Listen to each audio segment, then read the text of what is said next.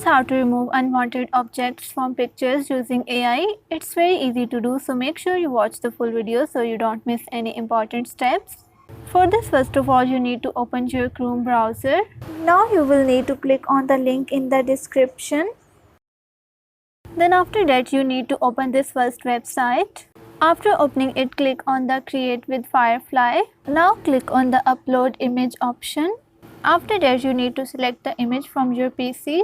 Then you will see different options at the bottom of the image. So here you need to select the brush settings. From here, increase or decrease the brush size as you want. After that, select the part of the image that you want to remove.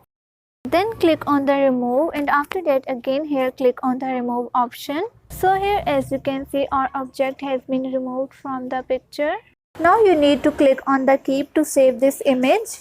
If you also want to remove unwanted object from the picture, then click on the link in the description. So this was how to remove unwanted objects from the pictures using AI.